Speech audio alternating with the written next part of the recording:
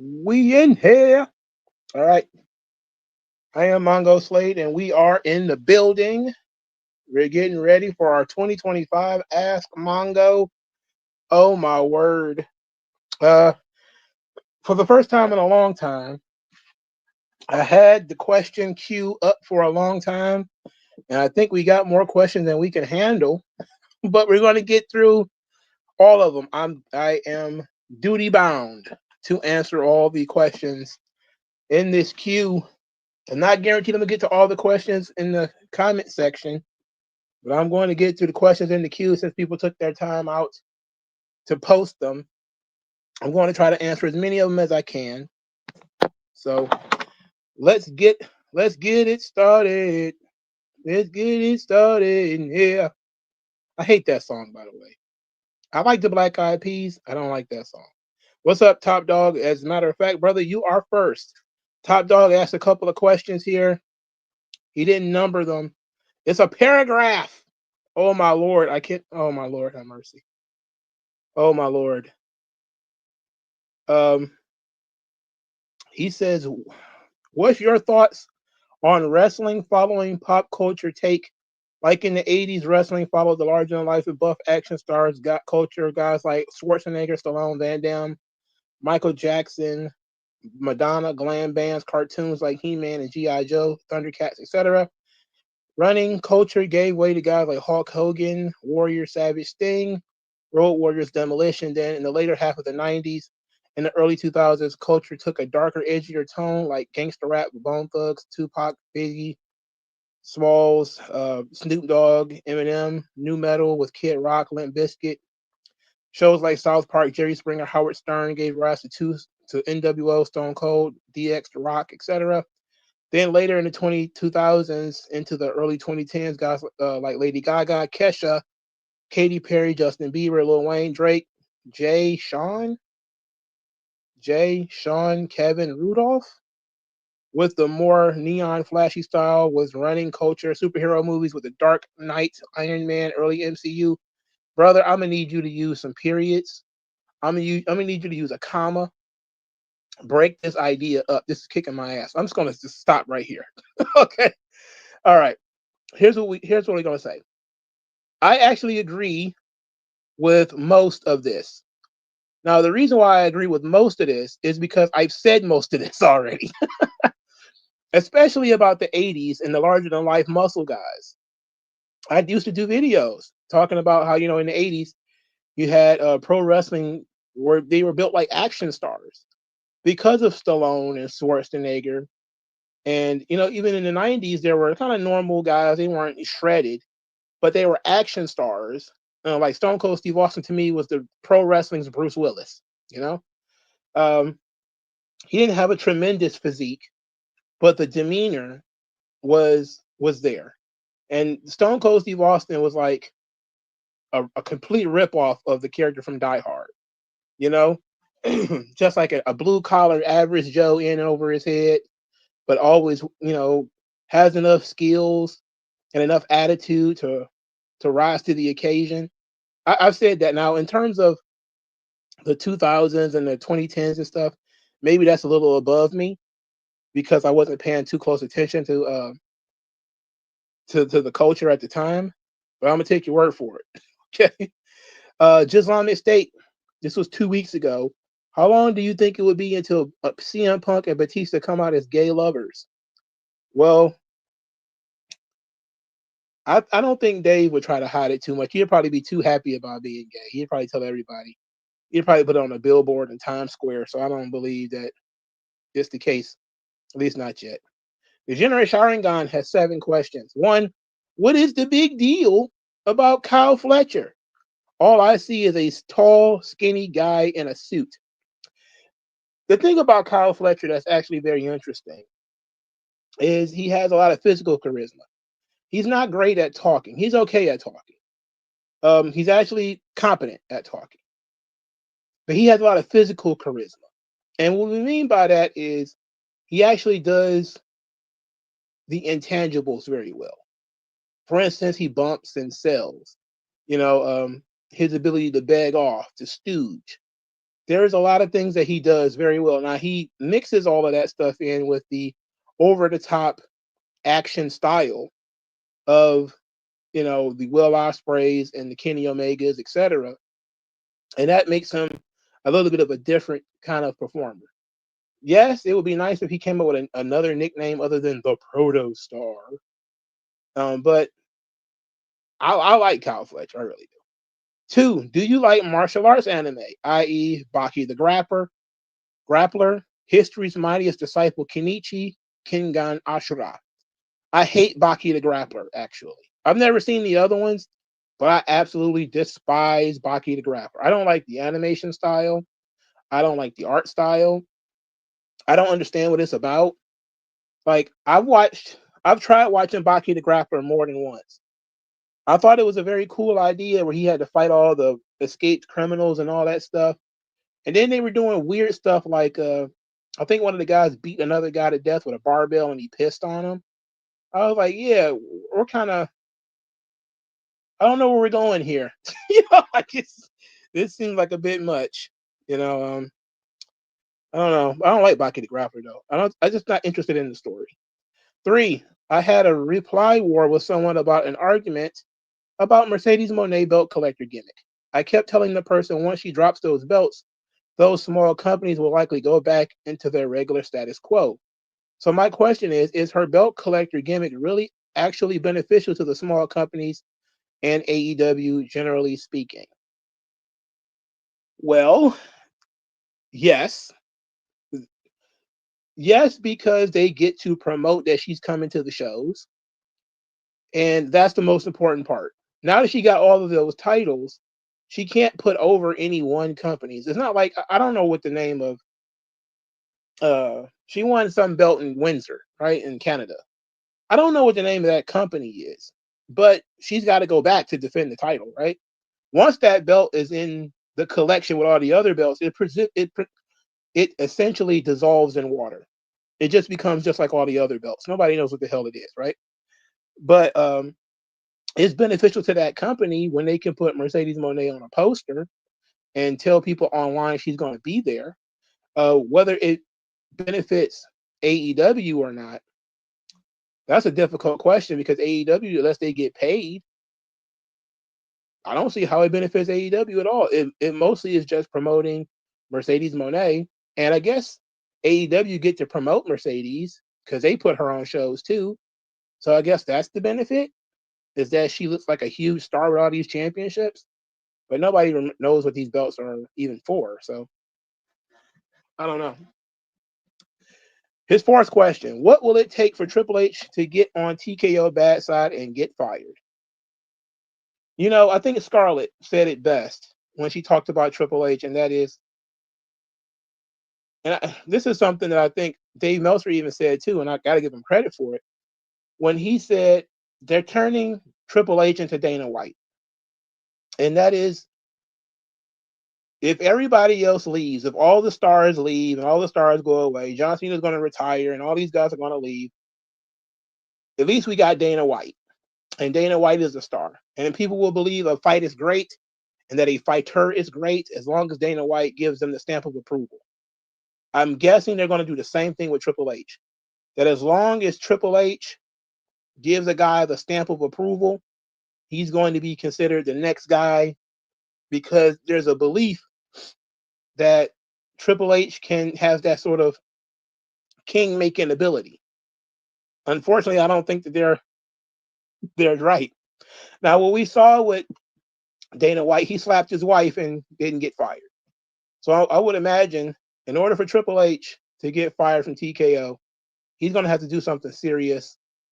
Because again, Dana White slapped his wife on camera, and they didn't suspend him, fine him, nothing. They didn't do anything. So I don't know. I can't tell you. I can't tell you what he needs to do. But I would imagine if he gets caught up in this Vince McMahon thing, he might get fired. But other than that, anything short of like sex trafficking or rape or something like that, child molestation, he'd probably safe for a while.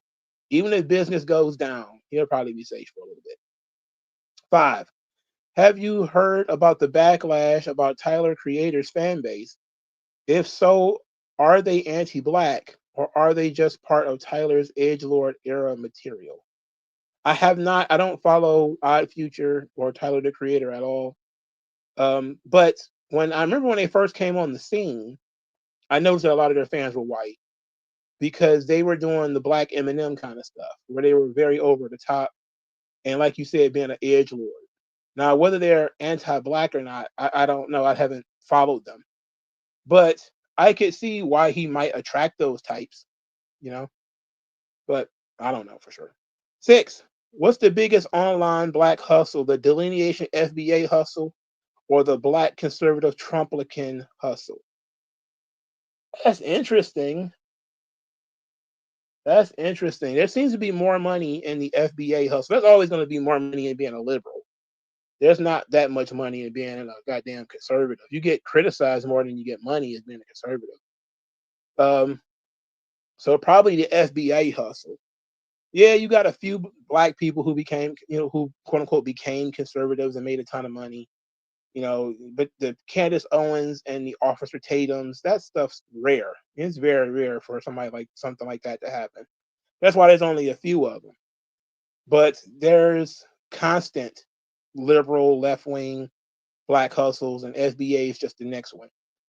So I'm going to go with FBA, but it could easily be the Trump conservatives.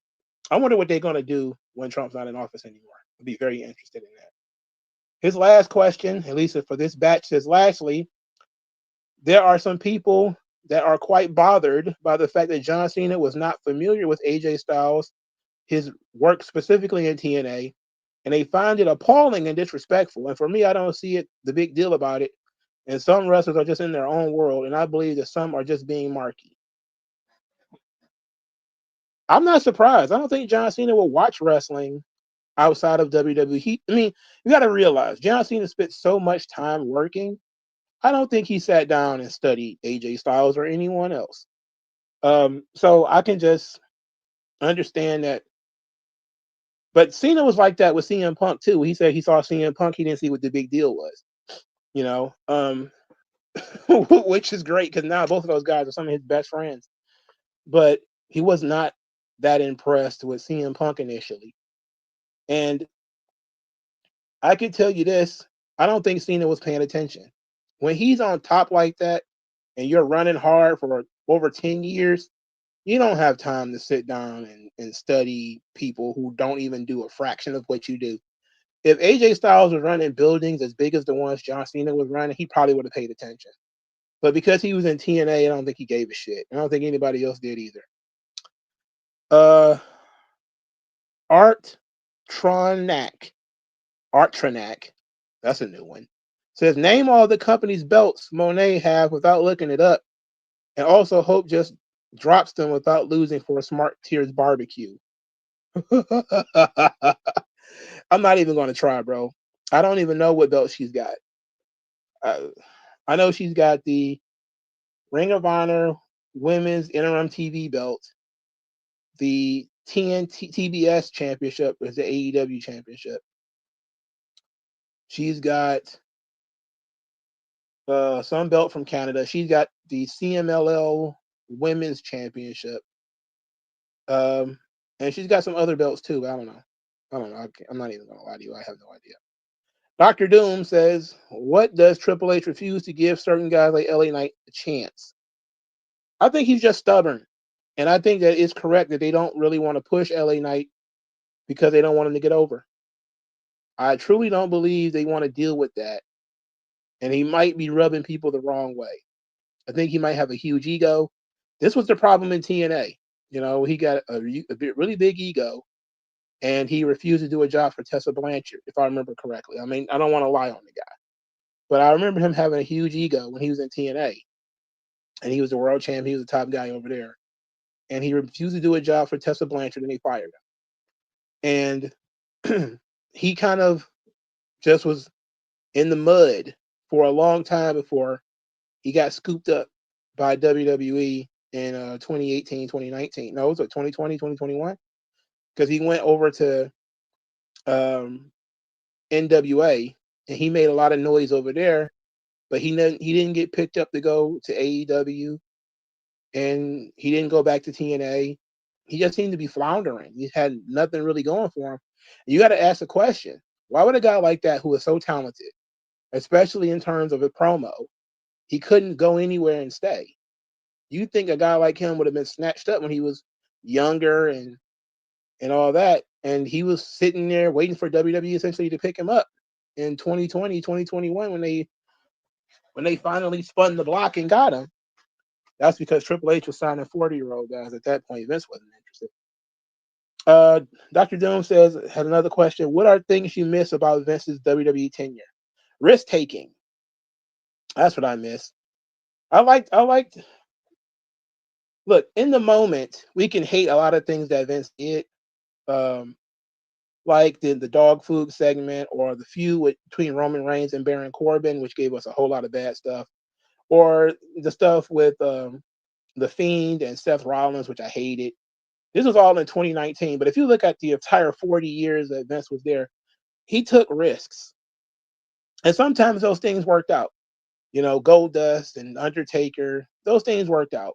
Hell in a Cell, WrestleMania, Royal Rumble, those things worked out. And then there were things that didn't work out. The hog pin match, wrestling farmers, wrestling, garbage men, wrestling plumbers. That stuff didn't quite work out. I mean, but it wasn't safe. He was constantly always trying something new, trying to be creative. He would get bored with his own product sometimes. And to me, that was interesting, because if he's bored and he figures that the audience is bored too, let's try something new. And one of the things I miss is it's time to shake it up. Let's just do something different. Let's try something different. It's only been 3 years that Triple H has been in control, but it feels like it's been longer than that, because I feel like we've seen the same storylines drag on for years. And it's because we have been. It's been there for years, brother. It's stale, so stale. Black Sand 97 says, one, has there ever been an anime or manga that you watched, read, that grossed you out and had you turn it off, put it down? Yes, Gantz. I hate Gantz. Baki the Grappler. I mentioned it earlier. I don't like Baki the Grappler. I don't like Gantz. I got to the very last episode of Gantz and quit. I hated that show. I was going to try to watch it at 2 times speed just to get through it. But I was like, I hate this show so much. I don't even care how it ends. I just stopped watching it. I don't care. And then the next episode was the last one. I don't give a shit. I still haven't gone back and looked at it. I hate Gantz. I haven't read it, so I don't know how different it is from the manga, but I hated Gantz. It made me so sick. I didn't want to like it. I didn't like it anymore. 2, have you ever read the novel Push, and did you see the movie based on it, Precious, with Monique in it? No on either one. I don't. I'm a misogynist, so I don't read women's literature unless I have to. I would look. I was forced to read women's literature in a Black literature class in college. I read Zora Neale Hurston. I read Octavia Butler. I read James Baldwin, who apparently was you might as well be female. They push him on him. I read some of the Nikki Giovanni. I read the Coldest Winter Ever. What was that? Sister Soldier. They forced me to read all kinds of stuff, so now I refuse to read it. Alice Walker's Color Purple. I'm not reading no female authors anymore. Song of Solomon that broke me. I forget the name of the novelist, but I hate her works. I hate her books. I hate Black female novelists. I really do. I can't stand them. I can't think of one that's any good. Their Odds Watching God was okay, but all the men in the book are abusive assholes. So I can't stand it. His third question, kind of the same question as the first, but have you read any comics that gross you out? Crossed. I wasn't a big fan of Crossed. Preacher. I liked Preacher, but it grossed me out a lot. But Preacher is Garth Ennis, so it's gross on purpose. That's just kind of how it is. Garth Ennis likes to try to take things to the next level. If I remember, I think Crossed is also Garth Ennis.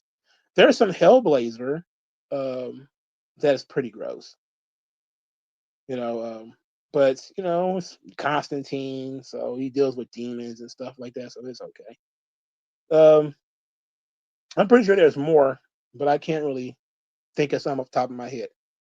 But usually, if it's like excessively violent, and it seems, oh yeah, The Boys. Like I read the first issue of The Boys, and was like, I don't need to read this shit no more. Like it's trash. I don't need to read this. And trash, by trash I mean it's salacious. There's seemingly no next level to this stuff. It's just gore and sex and violence for the sake of. And I read the first issue and was like, I don't need to read this shit no more. And I was done with it. Um, let's see. Is there anything else? I think that's it. 4. Have you seen any Spike Lee movies? And if you did, which one is your favorite? I've seen a lot of Spike Lee movies, and let me tell you, bitches love Spike Lee movies. I have just dangle a Spike Lee movie, especially if you date black girls, especially artsy black girls. Dangle a Spike Lee movie night over her head. And then if you're actually somewhat smart, like I am, I'm somewhat smart, and you can intellectually talk about the movie and break it down, ooh, buddy. Panties on the ceiling fan. But yeah, some of my favorites: Mo Better Blues, um, I was about to say Love Jones, but it's not. But Jungle Fever, um, Clockers. I liked Clockers. Um, I liked um, I liked the movie. Oh shit, the name of it is slipping my mind. Um, She's Gotta Have It is good too. She's Gotta Have It is like the first feminist piece of feminist media I ever ingested. Um, but I did like She's Gotta Have It. School Days. That's what I was thinking of. School Days is tremendous. Um, I like a lot of the movies that he made more than Do the Right Thing. Do the Right Thing obviously was more successful, and it's a staple Spike Lee movie. But I like Get on the Bus a lot more than Do the Right Thing. I like Mo Better Blues more than Do the Right Thing. Of course, Malcolm X, which is probably objectively the best one he made. But I can't really give you too much credit for Spike Lee movies after the '90s. I believe he kind of fell off in the 2000s. Black Singer 97 has the final question. It says, how long before you think WWE buys TNA? I don't think they want to buy TNA. I don't think they do. They may buy TNA's library, but I don't think they want to buy TNA. I think if they wanted to, they'd have bought it by now. The M Studios or Them Studios. 1. Since today makes 20 years of Eddie Guerrero's passing, what are some of your favorite matches and or moments of him? Ah, yes. 2 out of 3 falls versus Dean Malenko and ECW. Tremendous stuff. Eddie Guerrero, obviously, having really good matches with Tuco Scorpio and ECW. One of my favorite moments is his match with Ric Flair. I think it was it Hog Wild? I want to say 96 when he wrestled Ric Flair.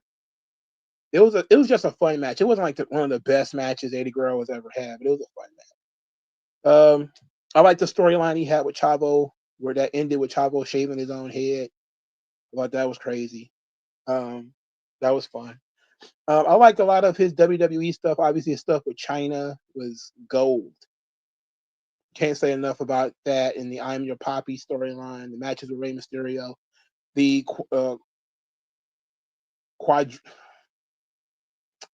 quadrilogy. That's the word I'm looking for.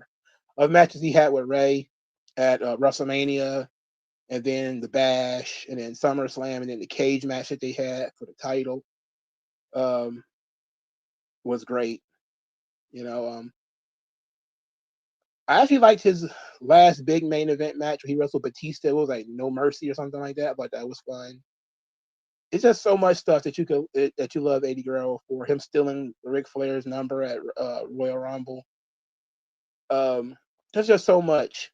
It's hard to nail down everything.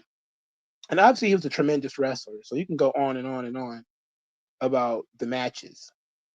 But I remember the character and the moments a whole hell of a lot more. 2, what character archetype in wrestling do you wish never existed or should never be shown on TV again? Oh, um, I can't answer that question because I think that anybody who does a character well, you want to, you maybe not want to see other people try it, but most characters can be done extremely well, you know, if it's done by the right person. So I don't think I have an answer to that question.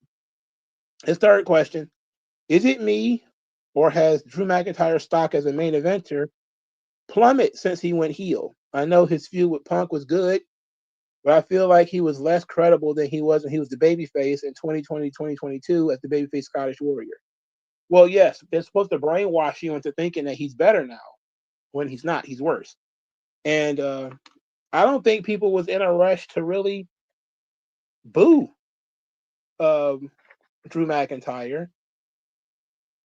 So I don't know why he was turned heel in the first place. But I'm sure Triple H, the genius, had it all figured out. I'm pretty sure he was just like, why he's carrying a sword? You're not going to cut anybody. You see what we do in this business, Drew. When you carry a sword, you got to use it. You know what I'm saying? You're not going to use it, are you? And he's like, no, I'm not going to have a bloody sword. I don't want to cut Cody. Okay, whatever. 4, if Vince was still in charge, how do you think he would have booked Cody Rhodes as WWE champion? Would it be better or worse than Triple H? Hmm. That's an interesting question. That's a very interesting question. I think it would have been better because he would have been featured more. Um, but I think it would not be that Cody was the guy for the future. I don't think Cody being what they call him QB1 and all that. I don't know if that still be going on. I think they probably would have had Cody just be there and being the guy holding the ball when somebody like Brian Breaker shows up. And I think that's where Vince was going with the Austin Theories and the Brian Breakers and those guys. Like Cody was going to be in the conversation, obviously. He was going to be there. He's going to be a big part of it. But I think Vince was leaning a lot more towards 5-10 years in the future. And I don't think Cody was in that 5 to 10 year in the future realm. I don't think he was going to, close up shop and go back to AEW. But I don't think he would be the center of attention like this. Seen as the next John Cena, I'm not so sure if that would be the case. But I could be wrong too. Who knows? 5, since the creation of your channel, do you have a favorite video or videos that you have made? Also, as a content creator, was there a take you had in the past that you no longer agree with now, wrestling or non-wrestling related? Um, I don't think I have one favorite video. I don't think I have one. I probably have a favorite video kind to make, which is obviously Smart Tears. That's fun. And it's easy, so that makes things a whole lot easier.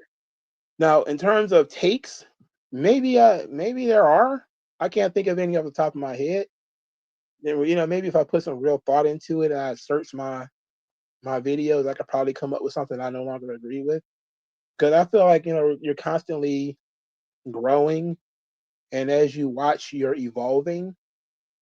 But I do remember railing at events a lot about the comedy, the excessive amounts of comedy, and I still think that you can't have too much comedy, and sometimes those segments that he would have would be too long. But at this point, I'm kind of desperate for one of those long segments, like do something that could possibly be interesting on these shows. But I don't know. I don't know if I made like a hot take that I turned into, because like all of my major concrete takes, they're still the same. I hate Natalia. I hate I hate Big Show. Ain't none of that changed. I don't really care about the Attitude Era. I lived through it. I don't really care about it. That hasn't changed. I never really gave a shit about ECW to that degree, so that hasn't changed. I still don't really care about indie wrestling, so that hasn't changed. I was still very hard on CM Punk. That hasn't changed. Um, I was hard on Bailey for a time there. That did change, and that changed when Bailey started actually being entertaining. But now she's back to being boring again. But that was about it. Um, I've kind of been consistently at odds and in the middle of a paradox with Sasha Banks, where I give her a lot of credit for her charisma and her personality, but also deriding her personality and her ego. Similarly with Charlotte and Becky. Um, I don't think I've swung too far in either direction on anybody, to be quite honest, or anything, to be fair. 6. What do you think of this idea? Braun Breaker winning the 2026 Royal Rumble and beating Cody at WrestleMania 42 for the title. For me, I think it's time for WWE to start taking risks and push newer talent in the men's main event scene, especially with them lacking top level heels. Well, I don't hate the idea of Braun Breaker winning the Royal Rumble and going after Cody. I don't hate that idea. Um, no, I don't hate it. Honestly, with Paul Heyman with them, I don't dislike that. There's still some money left on the table with Cody and Randy over the title, which I think they should have done it by now. I don't know what the hell they're waiting for, and it seems like that might be it for WrestleMania in terms of Cody. I hope not though. That feels like a SummerSlam main event to me. But I wouldn't hate if Braun Breaker was earmarked for the title. I wouldn't be surprised if Vince was in control. We would probably already have Braun Breaker in the conversation for being world champion. Hell, he might have been a one-time world champion by now anyway. If we're being honest, we might be looking at Braun Breaker as the world champion and Austin Theory as a WWE champion. Darren Miles has 8 questions. 1, can you do a Triple H impression of awarding West Side Gun the 40-ounce championship and apologize for kicking him out of Raw? West Side Gun, the 40 OZ championship, 40-ounce championship. Hey, is it West Side Gun? Is that it? That's your name? That's what they call you? Okay. I got this thing for you. It's very interesting in our business that when you do something wrong, you make it right. That's tradition. That's how we always used to do it here. We focus on the future. We're optimistic, and I think there were things in the past that we could have done better, and we could have fixed it. And maybe throwing you out of the show was not right, and we need to make this thing right. You know, so I have this new thing for you. It ought to be very sweet, and it ought to fit what we do here. It's called the 40-ounce championship, and it has a spinning St. Ides logo on it. Just like the old spinner. Did you like that when you were a kid? Yeah, I hated that belt. It was ugly. But yeah, I heard your kind likes Colt 45, so I got Colt 45 on the side plates and the St. Ides spinner. Thought you might like that. Sorry, and the tiny hats over there. Look over there. Yeah, he says keep spending $50,000 on front row seats. So that's why we're giving you this, because we don't like the PR that we're getting. For some reason, Double XL magazine is that like a porn mag? Does it have porn in it? It doesn't. Well, they're talking about us, and the blacks are rumbling. New Day are kneeling again. They got their fist in the air. I'm not quite understanding why they're doing this. For some reason, Xavier Woods keep making ugly looks at me. I'm Can you help me out here? I was told you guys love 40s, so I made this thing for you. Second question: how come people were making fun of MC Hammer back then? I don't understand rappers end up doing what he was doing later in the decade. MC Hammer was a pop rapper, and you could say, and maybe I will say it, MC Hammer had a hell of a lot to do with the mainstreaming of hip hop music in America. Because as hip hop music was very vulgar with the NWA and Two Live Crew, he was the number one rapper in the country. And songs like Too Legit to Quit and was anthems. They were anthems. And people made fun of him because he was doing dance routines and all that kind of shit. And they were like, man, what is this? Like rappers we don't dance, you know? Especially with the baggy pants and the goofy haircut. You know, he had a cartoon. He was considered very safe. He was too safe. Even though I wish there was an MC Hammer today. The kids deserve something too, for fuck's sake. We need an MC Hammer back. 3, I got 6-page APA papers that are due December 11th and 12th. What's the advice you can give on dealing with writing anxiety? Well, I can tell you, I think that anxiety helps. Anxiety is an issue that can best be overwhelmed by preparation. If you got papers that are due in a month, prepare for them now. Usually when it comes to writing papers, I start preparing for them the moment they tell me about them.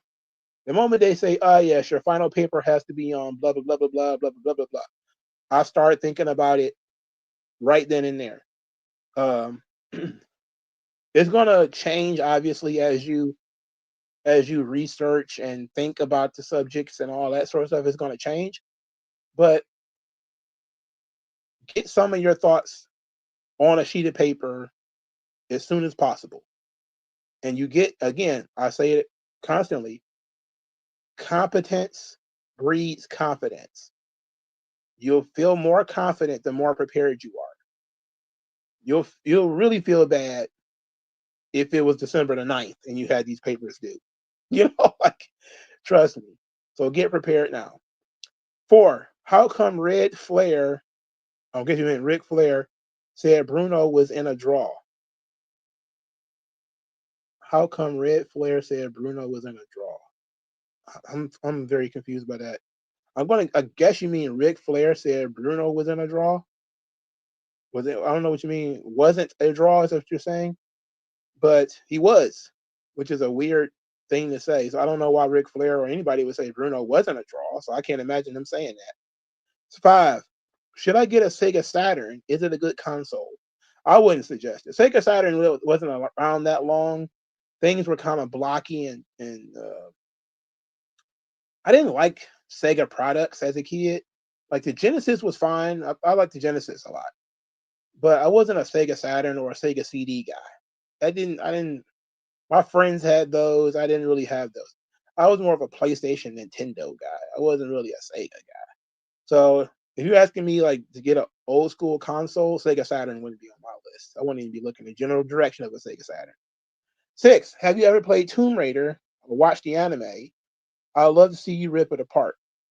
I loved the Tomb Raider video games. I loved them. I even liked the movies. Angelina Jolie. I like the first one anyway. I've never seen the cartoon though, because for starters, I forgot that it even came out. I know that Netflix did it, but I forgot that they even did it. Maybe I'll watch it this weekend. I've been watching Static Shock. I got up to like episode 26 or something like that. I haven't watched it in like a couple of days. Maybe I'll watch some Static Shock when this is over. But I've been watching Static Shock because I want to talk about Static Shock. 7, What's your favorite fighting game? Mine's Dead or Alive 6 and Street Fighter 6 and Soul Calibur. Street Fighter 2 Turbo. Oh no, Street Fighter 2 The Next Generation. Isn't that what it's called? The Nintendo version of Street Fighter 2. I lost so many hours to that game, either at the arcade, on consoles. It was the single most fun game I played when it comes to fighting games. Now, when I started playing Mortal Kombat on the arcades, that was fun. But only I didn't know how to kill anybody, so it wasn't that fucking fun. But Street Fighter was super fun. And especially since my cousins could play it, and I used to hang out with my cousins all the time, and they would play it. It was great. I love Street Fighter. 8. What era would you call this TKO version of WWE? The streets are saying it's the Ruthless Depression era. Ha! I like Ruthless Depression. That's fun.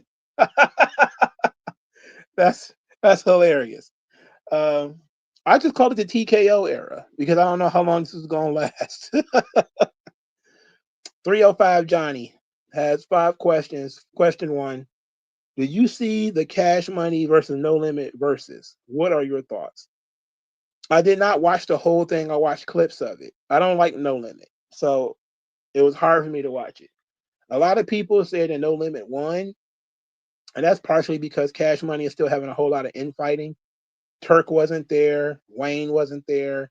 So it's basically BG, Juvenile, Birdman, and Manny Fresh. That should have been enough. A lot of people saying No Limit won. Maybe I don't dig enough into the No Limit catalog because I hate them so much. I just don't see how they possibly could have lost could have beat Cash Money. Like Cash Money just has so many bangers, just like hella bangers, you know. And a lot of those No Limit records were forgettable, like just tons and tons of forgettable records. But I don't know. And then one of their biggest artists is a rapist and was in prison. Like they couldn't even do the man right here or anything mystical related because he's in prison. But I'm guessing the vibes is what pushed No Limit over because there was more of a family reunion vibe to No Limit, while Cash Money was basically Birdman. But again, you got so many hits that Cash Money could play just between Juvenile and the Big Timers. I mean, I can't believe they played something like Still Fly and that was a monster single. I can't believe they did something like I Need a Hot Girl, 400 Degrees, High, Cash Money is on me, better get a need. It had Bling Bling. I can't imagine they played any of that stuff and still lost. I don't know. They would have to, that's one of those things where you have to pretty much throw the fight.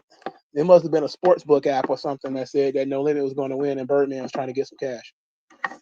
2, why do you think black men stopped going to church? Well, it might have a lot to do with the pastors. A lot of the pastors are, they lean towards being feminine and female. And because the females are they're more reliable when it comes to church. And church is mostly female. And the pastors know that and they play into it. So I think a lot of men just see that those pastors are not real pastors and that's why I don't go to church. I know I'm supposed to go. I should go, but I can't. God's gonna have to push me into the church, and hopefully he don't decide the first time I go to church to somebody's funeral. 3, are you a fan of trivia? Me like Jeopardy and stuff like that? Sure. I used to know a lot more trivia than I know now. I used to be back in a jack of all trades. I wanted to be on. I wasn't like what's her name, Rosie Perez and White Men Can't Jump, where I wanted to be on. I wanted to be on Jeopardy, so I learned everything. But I always thought those kind of shows were fun, those trivia shows. 4, what is your favorite crime channel?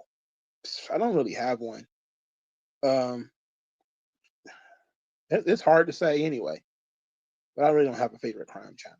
5, what is your thoughts on everybody and everything using the word independent, and what does it mean to you? Are we talking about in a wrestling context? Are we talking about a political context? What context are we talking about things being independent?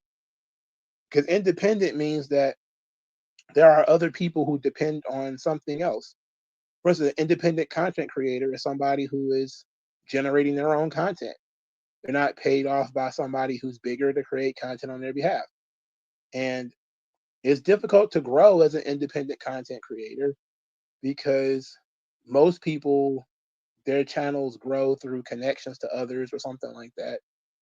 Um, and it's networking that makes you a success.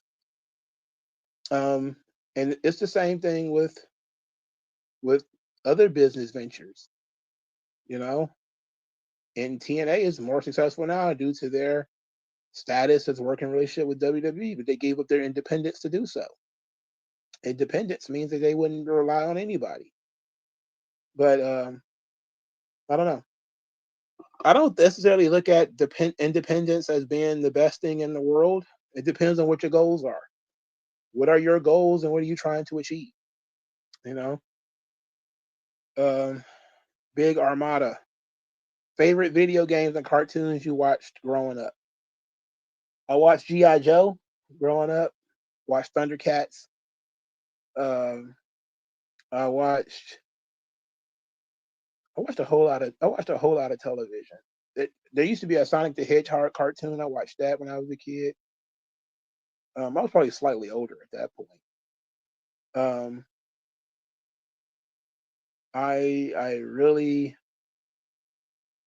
was a big fan of Teenage Mutant Ninja Turtles. Obviously, I was a huge fan. Batman, the animated series, big fan of that too. Um, Spider-Man, which I talked about on this channel. X-Men. I was a huge fan of the Marvel stuff. Even the Iron Man cartoon that was on at the time, even though most people weren't really a big fan of Iron Man. Now video games that dominated my childhood, bro. I mean, just hella video games, Pitfall and Zelda. Um, when I got that goddamn PlayStation, that thing took over my life. It was like cocaine, boy. Especially once my friends got PlayStation, because they all had PlayStation before I did. Man, once I learned about um, RPGs, oh my god, you know, it was crazy. I lost so many hours playing like Final Fantasy 7 and 8 and 9, just going around the world learning the lore of the games and just getting lost. I love those games, man. Video games were very important to me as a kid. Mortal Kombat 1 and 2, being looking out the window, waiting. There used to be a family used to live with us, and because one of the kids died, they were getting checks from the government, and their mom would buy them a game. And I remember the day they were going to Kmart. They were going to get Mortal Kombat 3 for the PlayStation. I remember us looking out the window every 5 seconds, like, are they back yet? Are they back yet? Are they back yet? And then they finally came back, and we all ran down the stairs, and Mortal Kombat 3 was finally here. Like, that was crazy. I never owned that game. I never owned it. I never owned. I owned Mortal Kombat 1, but I never owned Mortal Kombat 3. But that was something. Um, Big Armada. Second question: Are you playing any video games now these days, or are you grown out of it? I wouldn't say I grow out of it. I just it's an expensive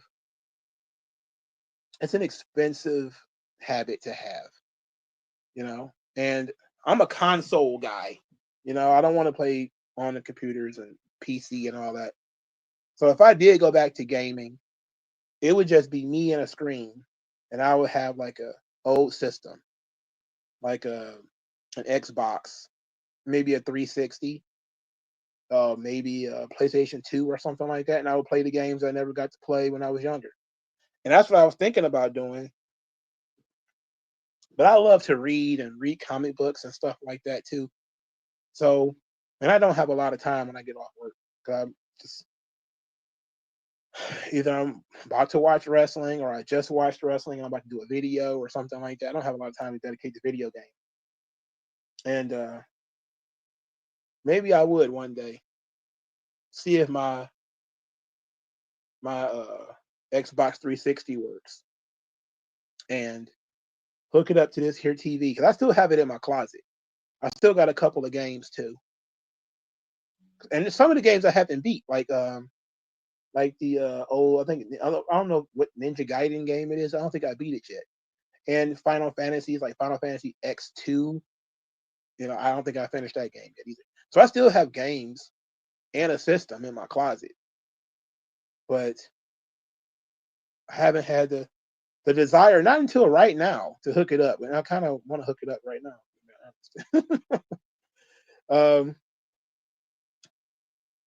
Is everybody there? Okay. Prince Ali the Greatest has 3 questions. 1, what's something you either watched, read, played that had you in complete and utter loss for words to describe how much of an experience it was? I'm a piggyback off of my previous comment. When Aerith is killed in Final Fantasy VII, I remember when my friend, he had the game first, and he played it, and he played the whole first disc, and that was the way that we designed it. He would play the first disc, then he would give it to me, and then I would play the first disc, and then when he was done with that one, he would be playing the second disc, and then I'll play the second disc or whatever. I remember when he gave it to me, and he says, "You're going to call me at a certain part of this game, and we're going to talk about what happened." And I remember when I got to it, I was utterly heartbroken because this is like one of the first video games where you see somebody get killed in the game and they don't come back. There's no, oh, she's okay near the end or anything like that. She ain't coming back. That's it. And I was shocked. I was appalled. I took it personal. I took it personal. Also, I was on that first disc for a really long time because it took him forever to get through the second disc. So I was playing that disc for a really long time. So I had a lot of fun with the first disc. But that was one that really threw my mind for a loop. Like, that was special. And you search for those kinds of moments and stories, but they don't come around a whole lot. Dragon Ball had another one of those moments too, because I had saw some Dragon Ball when I was a kid, some of the original Dragon Ball. But Z, clearly, when Frieza started was killing everybody on Namek, I was like, this is crazy. Like, this is a crazy fucking cartoon. This is nuts. I didn't even know it was Japanese. I wasn't even thinking about that. All I saw is Piccolo got a hole in his chest, and Krillin just got blown the fuck up. This is bad. Like, these are dark times, brother. That was bad. That was bad dude. They just murked Vegeta. This is bad. This is bad. Dark. And that was tremendous. And the crazy thing is, because I wasn't on the internet, I didn't have any internet or anything like that. It wasn't spoiled for me. And second, when I got older, I started hearing about how much it affected other people. Like, the same moments that affected me, how they had such effect on other people. Like, I remember hearing about the death of Superman. Like, I heard about it on the news. I was like, Superman died. How would you kill Superman? Like, how? And then I read the comic book and I was like, oh shit. But I didn't read the comic book till like 20 years after they had killed him and brought him back. But I see why it had that sort of guttural reaction to people. Um, that was, I was like, damn, that was something else. But as a kid, I was I was always sort of taken aback by the murder of Murphy in RoboCop. That was another one that fucked with me a lot. Um, I was like, damn, that was so sad, you know. And that's why RoboCop can't be replaced because it was dark. RoboCop is dark. It's extremely dark. But that was something too that really stayed with me. Made RoboCop one of my favorite things. So stuff like that stayed with me a lot. Two, what are two pieces of fiction you would like to think as canon to one another? Oh, that's interesting. That's an interesting question. Ooh. Um, let's see. What are two pieces of fiction that I would think are canon to one another? I guess you would say Batman the Animated Series and the Batman comics. Because Batman the Animated Series actually had a lot of influence on the comics, especially the depiction of Mr. Freeze and Harley Quinn. Like some of the depiction of the villains in the animated series became the dominant depictions of those villains in the series later on. He says, for instance, I love to imagine that Black Lagoon and Cowboy Bebop are one in the same universe.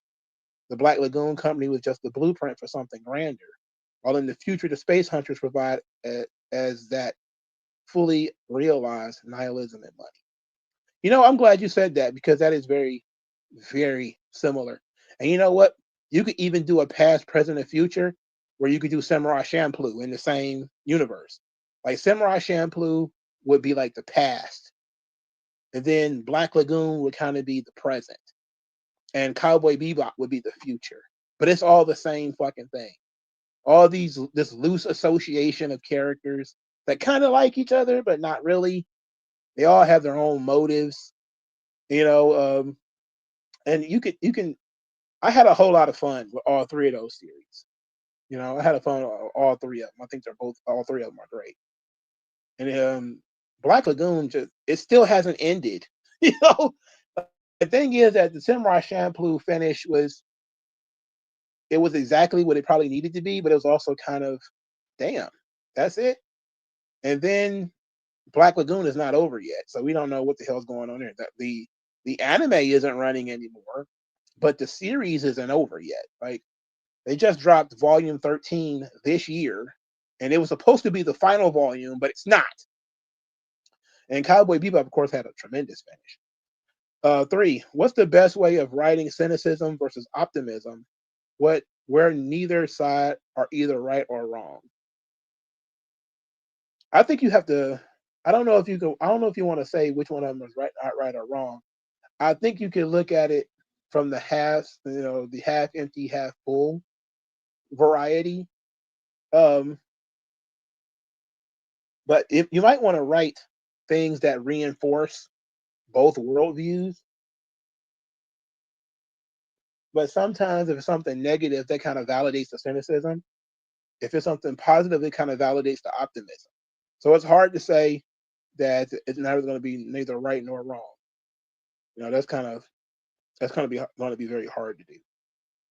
305 Johnny has 6 more questions.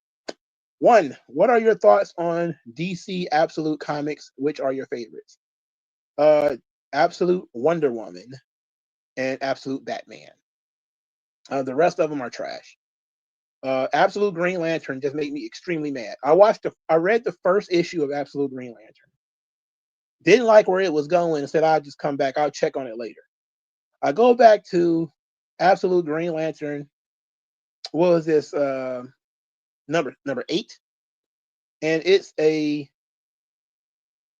lesbian, some kind of lesbian story with Joe Mullion from Far Sector and her lesbian lovers, her cheating on her wife. I'm like, what the hell is this?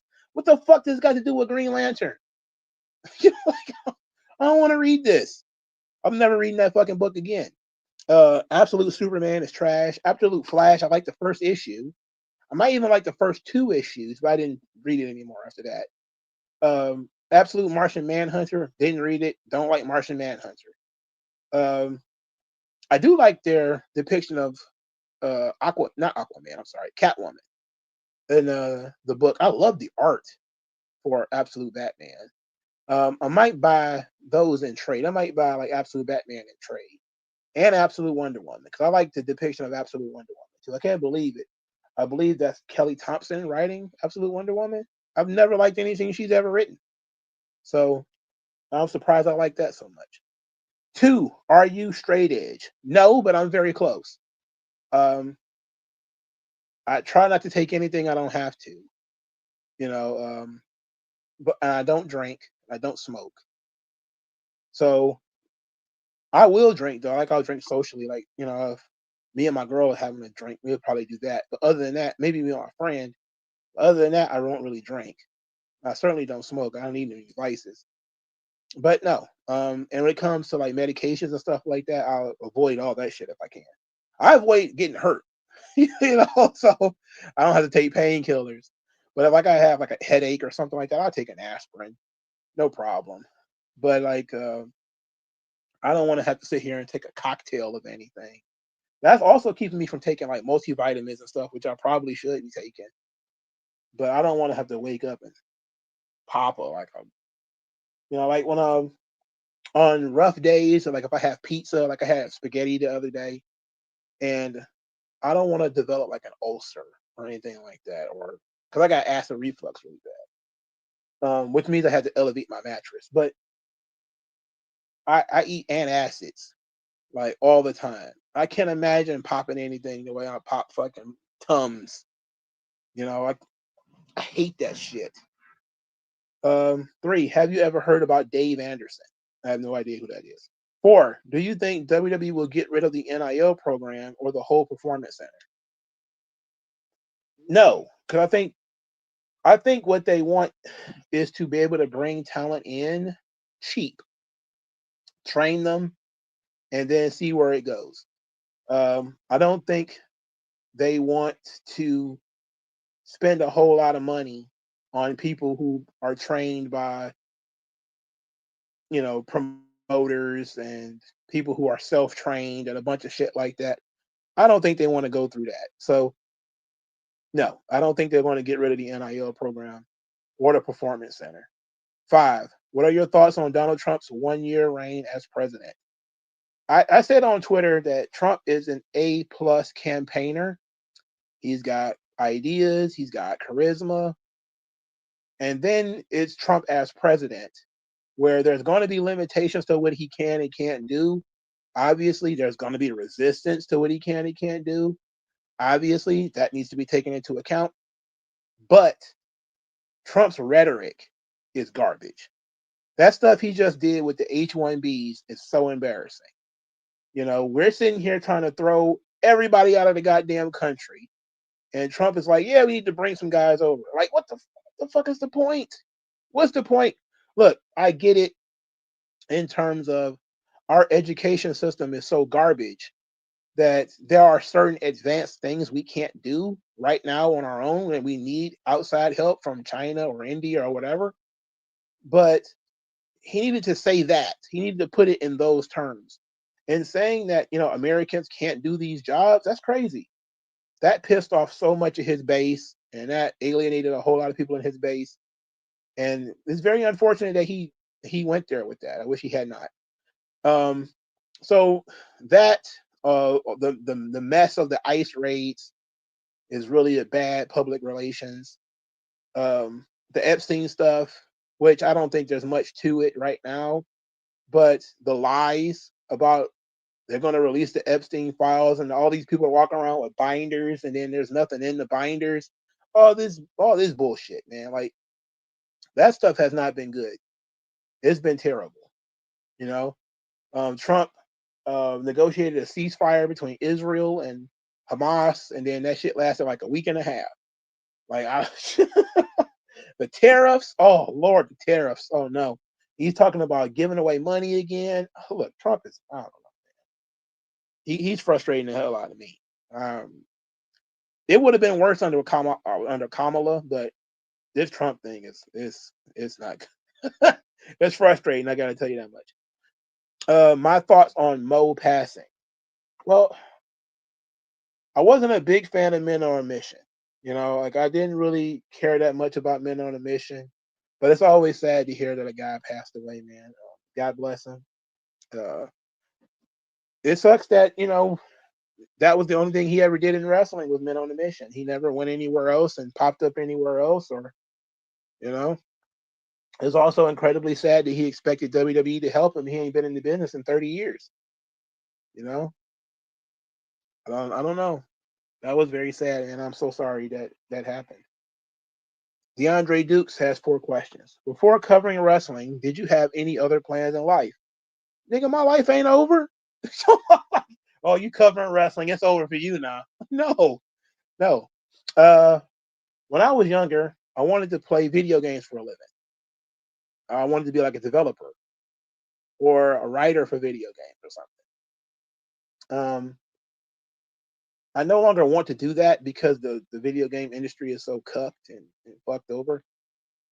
But in terms of my professional career, what I do right now, yes, I have plenty. I always want to move forward, take on new challenges and new responsibilities, try new things. I'm not really a huge risk taker. That's probably why I've been in the same position for so long. And I like taking calculated risks, fairly safe risks. But unfortunately, there are no safe risks.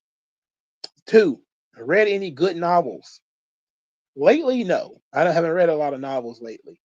But if you want some suggestions for novels, I suggest you go to Donald Goings and you start reading those. They're short. They tell good stories, and you'll get a lot out of it in terms of learning about the streets. If you like science fiction and stuff like that, obviously you got William S. Burroughs and and all that sort of stuff too. You'll have fun with that. 3, what are you expecting in 2026? Oh, that's a good question. What am I expecting? I don't know. A slight improvement in my quality of life. How about that?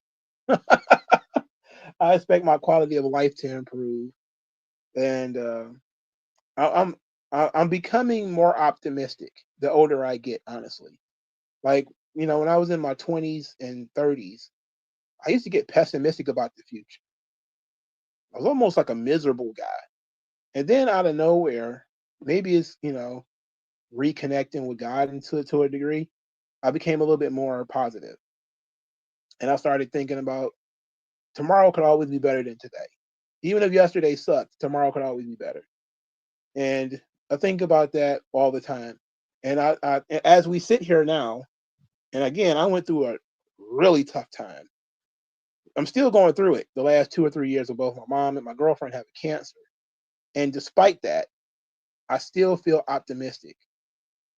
Even though my girl's not doing well right now, I still feel optimistic that she's going to survive this whole thing. And in 5 years, we're going to be looking back at this, and it was a tough time to be in. But the very real possibility of her dying is there. So I'm like, look, I can sit around and think about that and I don't hate to put it in these terms, but manifest that into reality.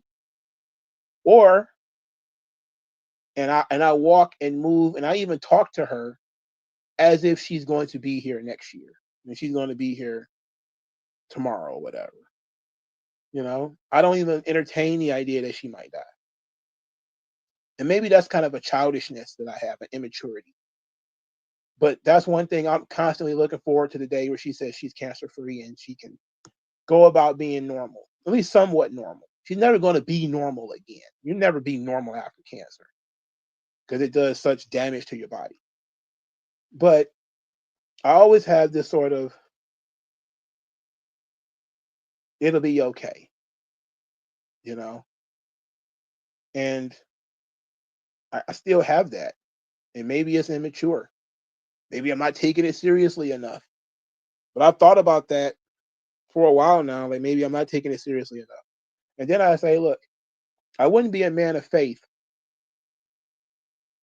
if I was constantly scared of this thing.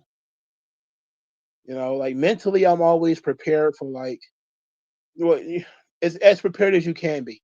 It's like getting punched in the face. You know, if you go into a boxing match, you're going to get hit in the face. You can prepare for it. You can take months to prepare for it until it actually happens. You're just kind of confident that you can take it. And that's how I feel like as I get older, I know my parents are getting older. And I know that one day, one or maybe both of my parents are going to go. You know, I constantly worry about my brothers, but I say, like, I can't walk through life in fear. So when you say, like, what am I expecting in 2026? I'm expecting improvement on everybody. Even if people start dropping dead on the first, I'm not expecting that. I'm not looking forward to that. I'm not taking none of that shit into my future. I'm being optimistic. I'm looking forward to being more optimistic next year than I am this year. 4, what will be the most important shocking moment of 2025 when it's over? Depends on how this Epstein stuff goes for Trump. That may be it. I mean, it's not really all that shocking and surprising, but it might be. You never know. You never know what the hell is going to happen. But I think the Diddy stuff was pretty goddamn surprising. The Diddy trial was gross. It brought out the worst in people. It wasn't good. Wasn't good for humanity. I can tell you that much. Not good for the world. That Diddy shit. Not good. Not good at all. Let's see. Is there any more questions? Kevin G says, do you agree with me that the Attitude Era Monday Night Wars played a huge role in the decline of pro wrestling? The Jerry Springer, ADHD booking, nonstop face and heel turns, cool heels, dickish baby faces, the decline of tradition, the beginning of spot monkeys, etc. Yes, I think I've said that on this channel before. I truly believe that the Monday Night Wars blew a gasket for pro wrestling that cannot be fixed. I don't think pro wrestling will ever fully recover from what the Attitude Era did. I don't think it'll be able to recover from what they did to the fan base. I don't think it's going to be able to recover what it did to the wrestling's popularity. It turned it into a fad. Wrestling became Beanie Babies. I don't think you can fix that. That's not fixable. You can't fix that. You know, it's like saying Tickle Me Elmo is going to be popular again. You know, I don't believe in it. I don't think it's the case. Kevin G, second question. What are your thoughts on the whole late 2010s grunge-like rap with Juice WRLD, XXX Tentacion, etc.? I didn't listen to none of that shit. It was too alternative for me. Too many weird kids doing weird kid stuff. I didn't care about it. I didn't care at all. Unfortunately, a lot of those kids are dead now, which is not fun. I think both of those kids are dead. WG Phil puts in 5 questions. 1. With the 20th anniversary of Eddie Guerrero's death, where were you when and how did you find out he passed away? What was your reaction at the time, online or in person? I remember exactly where I was. I was sitting passenger seat of my homeboy Young Sturt's car. He was going to pay his electrical bill, if I remember correctly, or a phone bill or something. He was going to pay some bill. and I was online on my phone, and I read it online, and I remember telling them, and I remember us sitting in the car talking about it, and I was sad, but I wasn't like torn up. It was just kind of like, damn, that's fucked up. Like I remember when when Owen Hart died, I was really torn up, really bad. I was really bad off, and Owen passed. But Eddie Guerrero, I was kind of like, man. But understand,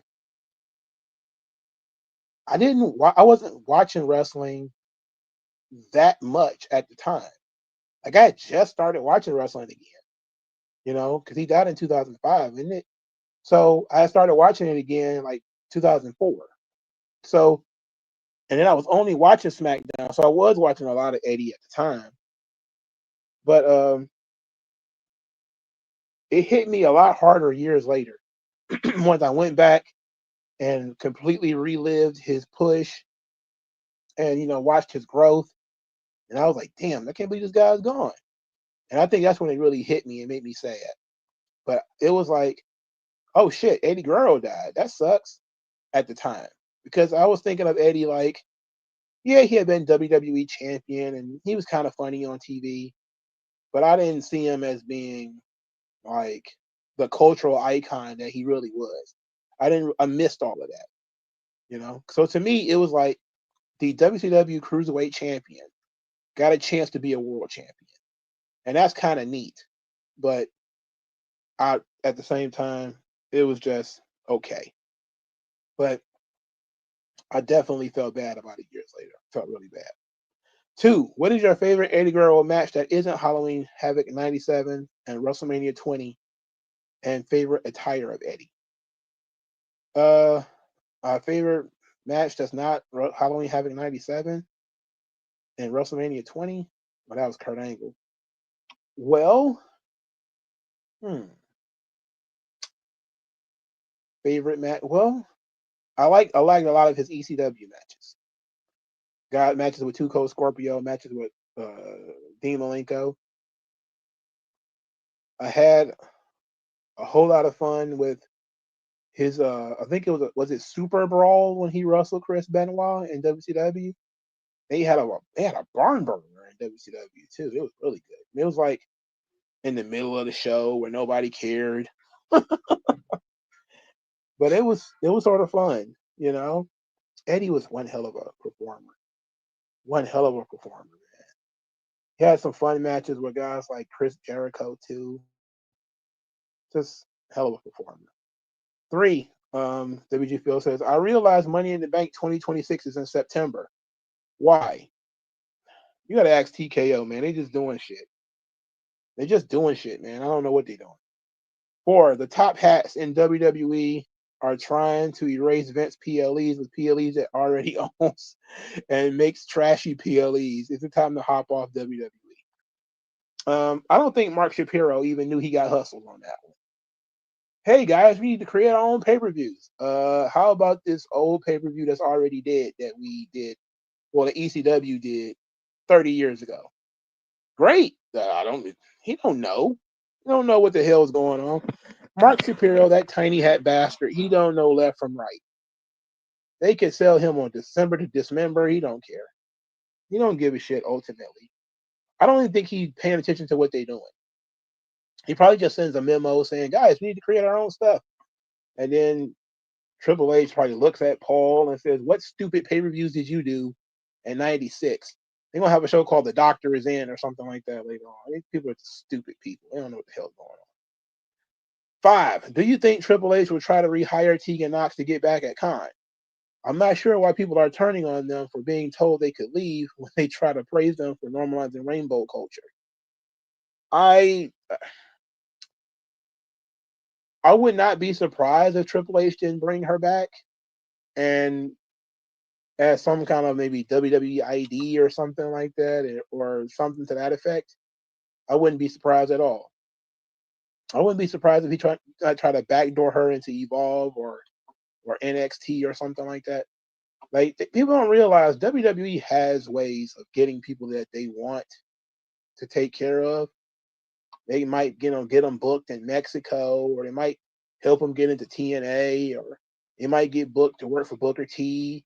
like there's a bunch of shit that if she wants to and she wants and she let's back up. If she made the WWE stuff and she didn't burn that bridge, she probably could get through those connections some work for her and her girlfriend. Oh no, we can't work in AEW. Okay. Well, there's tons of WWE affiliates I could work for. They don't have a whole lot of money, but she's only spending one more year in the business anyway. She could do a couple of shots for reality of wrestling. So she's pretty much working to get Amanda over. That's essentially what she's telling everybody. Is that Amanda's a pretty young wrestler and she wants to get back in the business and she hasn't done much of anything. So let's get her set up somewhere. And I think TNA is the perfect place. Raw is the perfect place. Maybe an MLW or something like that. Even though MLW has no relation with WWE. NWA is a great place for them, depending on what they want to do. I don't think it has anything to do with Tony Khan, though. I think it'll have a lot to do with the fact that Triple H just likes her and would look out for the people that he likes. Is that the last one? I think that was the last one. I think that was the last one. Let's check. Let's confirm.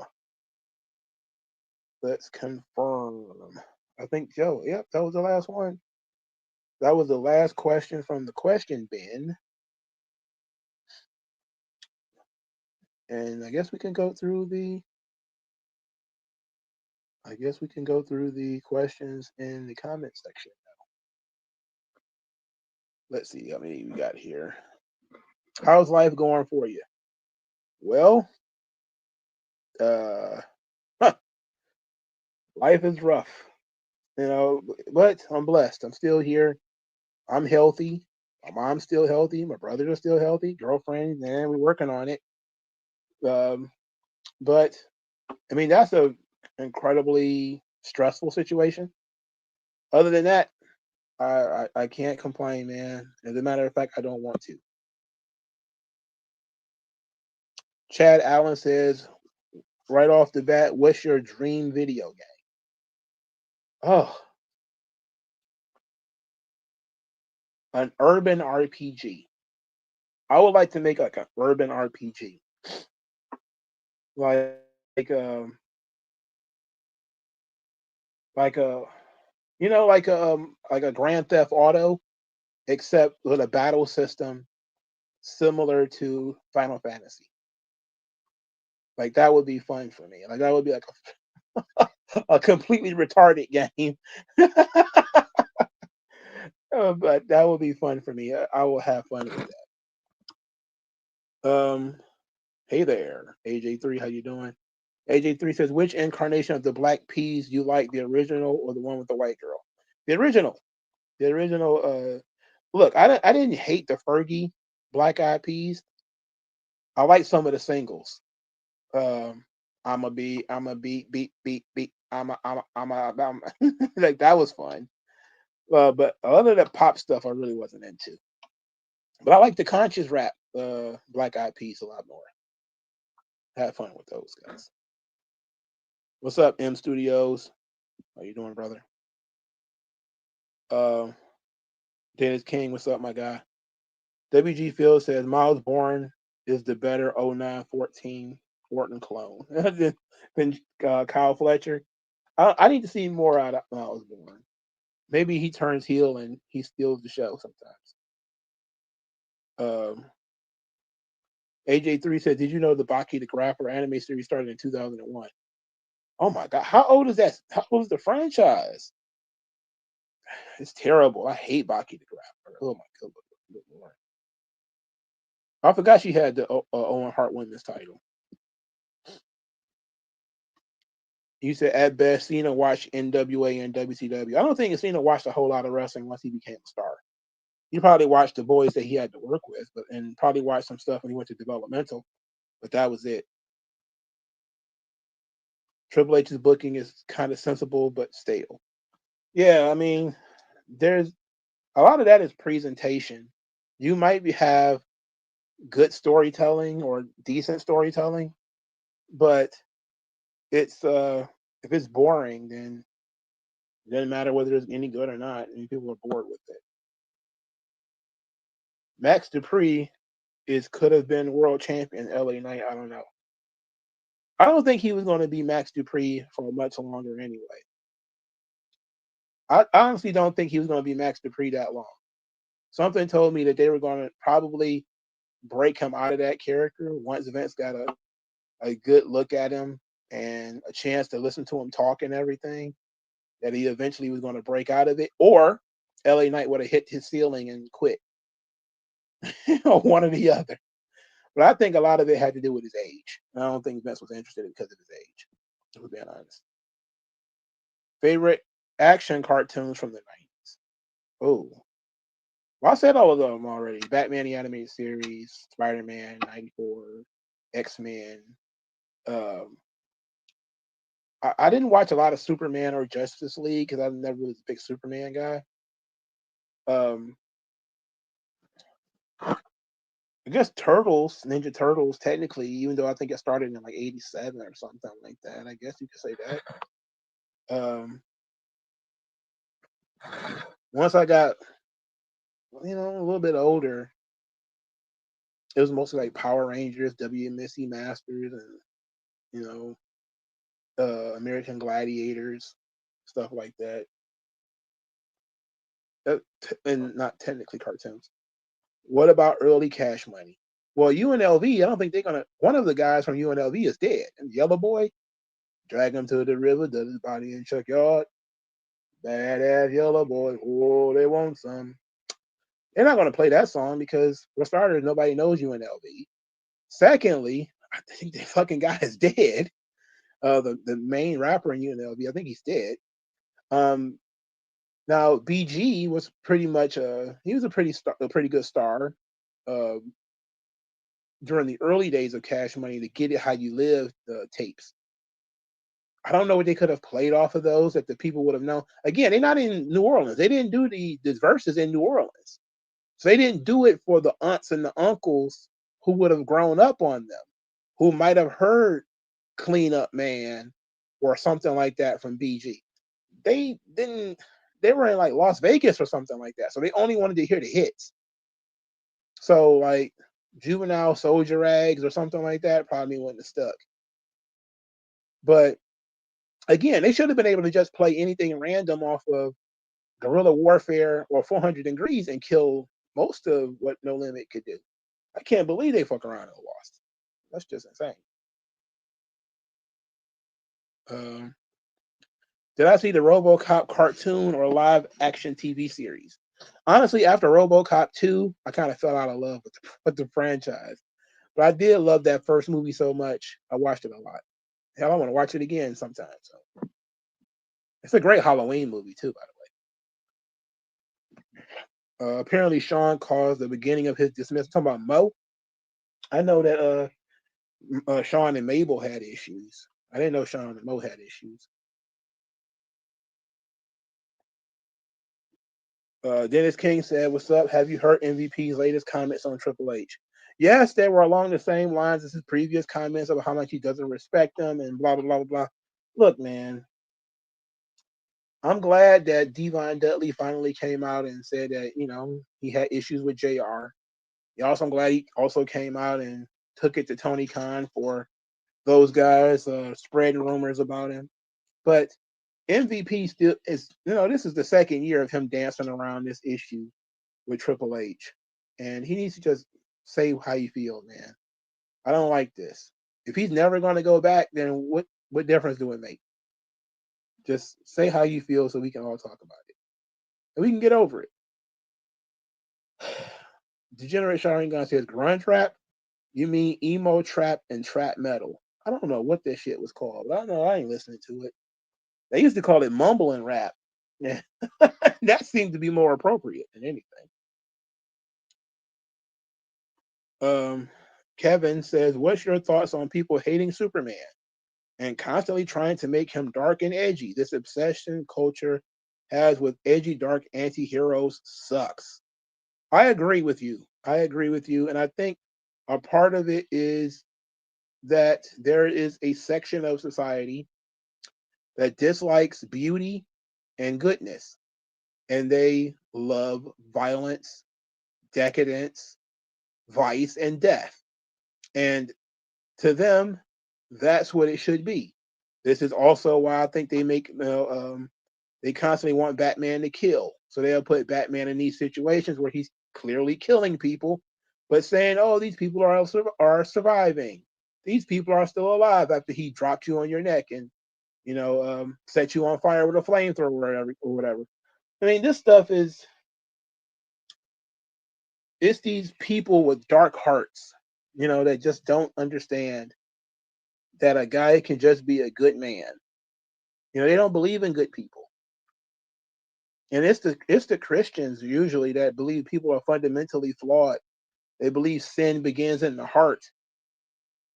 And yet Christians do also believe people are genuinely good and can be redeemed.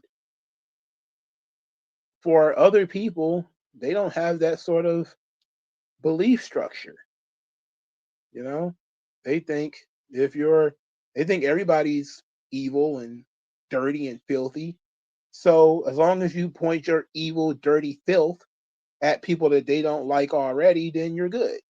So Superman can be a brutal dictator or whatever, as long as he's killing the right people, it's all fine. It's all good. But that's not how Superman works. Superman is a moral character. It was created by moral men who believed in morality and who understood morality. So people who are amoral can never write Superman because they don't have the moral infrastructure to write Superman. They just don't get it. And they never will. And they're the people who keep getting power. So that's unfortunate. WG feels that I have noticed people are now concerned about the power vacuum Cena would open when he leaves and the ratings and merchandise. Will Cena's retirement hit harder than when The Rock and Austin left or retired? No, they're going to continue selling merchandise for John Cena, just like they continue selling Austin merchandise and Rock merchandise. I think the issue is going to be when it's time for the big events, when it's time for Manias and SummerSlams and stuff like that. The question is going to be how is Cena going to be integrated into these events? I absolutely think that they're going to announce John Cena as the headliner for the Hall of Fame. I mean, I truly believe they're going to do that at Saturday night's main event. They're probably going to announce that John Cena is going to headline the Hall of Fame, and that's going to be their way of making sure John Cena shows up at WrestleMania. Is to say that he's going to be in the Hall of Fame. Now, after that, who knows? But yeah, I will say this: they are better positioned to take John Cena out of the conversation than they were previously. Like WWE was not prepared at all when it was time to remove Hogan and Warrior and Savage. They weren't ready at all. When it was time to move on from them, that's why they got into that slump in 93 to 96, because they were not ready at all to move on. And they also weren't ready when Austin left and The Rock.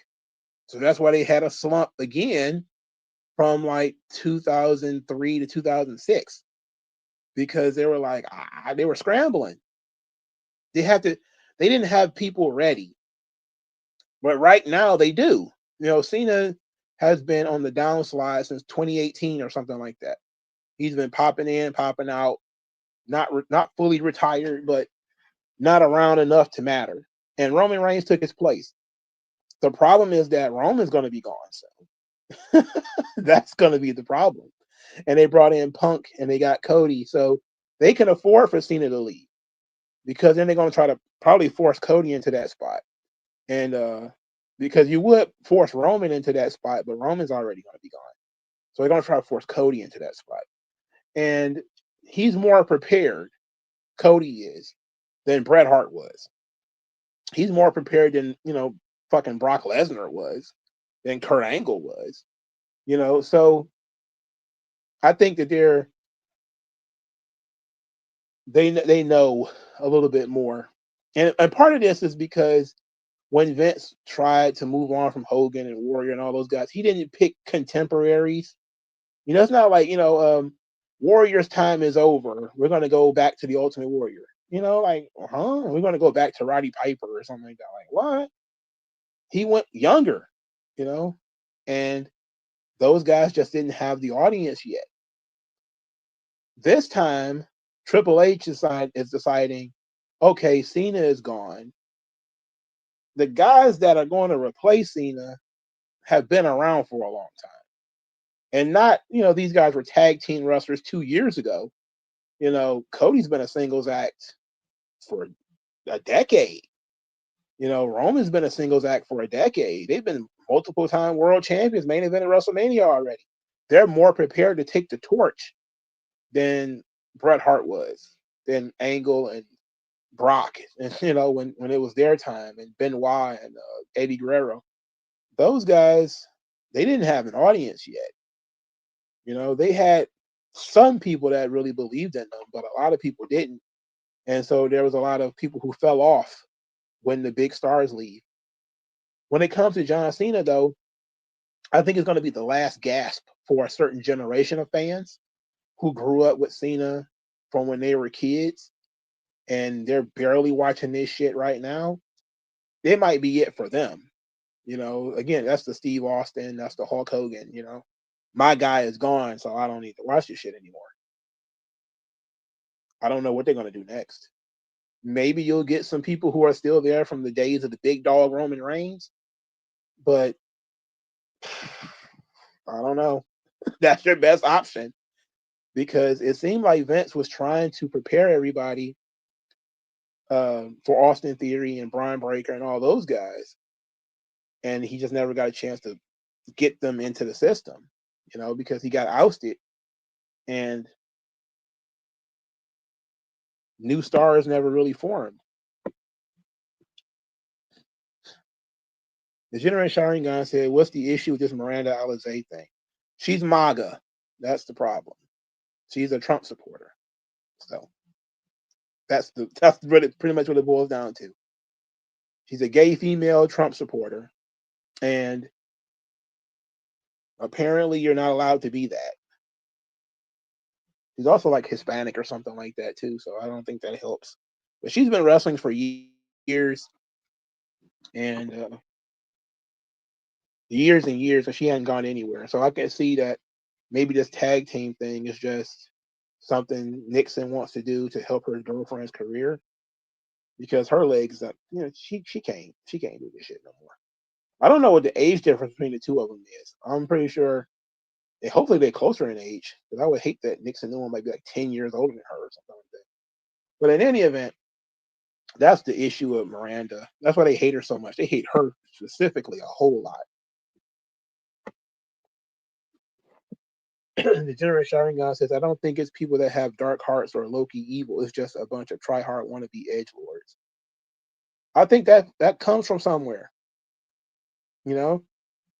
Like that energy to want to be that, it comes from somewhere. Those are people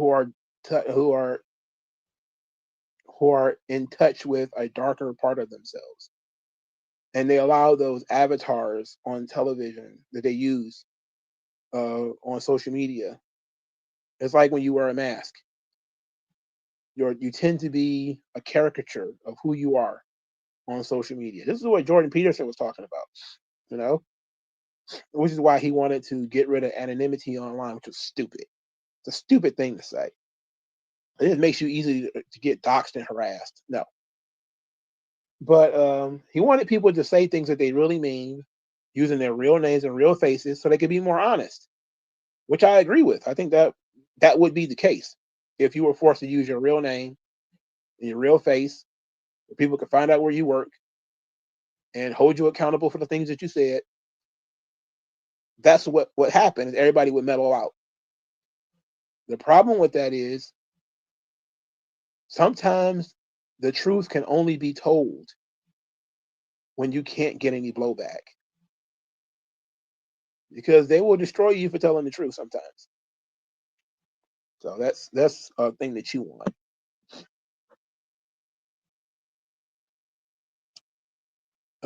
General Sharingan said, "I say that she has been on the downslide since 2016." We talking about Miranda Alizé? Why are people saying 30s are the new 20s? Because most people have no idea what they wanted to do in their 30s, in their 20s, and they're living the life that they want to live in their 30s. And I think a lot of people are having more fun in their 30s than they used to, because your 30s used to be your family years when your children are still young and you're grinding, and you know and that's the perfect belief of your perfect family is you would have had your kids like 28 or something like that. So you might be still bouncing babies on your knee at 30. You're chasing them around in the grass at 31, 32. By the time you're 40, they're pretty much independent and doing their own thing. It might be 10, 11 years old, which is still a mostly independent adolescent, you know. Obviously not old enough to hop on a bus by themselves, even though I was doing that shit. Not old enough to go far places by themselves or anything like that, but you didn't need to stand over them all day. And now people are withholding responsibilities a lot later. So, and then some people are partying more and more into their 30s and 40s or whatever. So the Generation Sharingan says he knows Miranda Alizé from Booker T's promotion. I think it's the same girl, the Lucha Baddie. She used to wrestle with a mask on, and she would take the mask off. They are both 31. Holy guacamole! She's only 31. Ugh. Nixon. Oh man, I thought she was like 50. I shouldn't say that, but I did think she was older than 31. He said Cena has been on the downslide since 2016. Yeah, I think they've been trying to replace him with Roman for a long time. Do I watch NASCAR? No, no, I don't. Nope, nope. All right, it's almost 10 o'clock. Thank you guys for stopping by. I appreciate that. Thank you guys for your time. I'll talk to you guys later, man. All right. Peace out, brothers, sisters. God bless.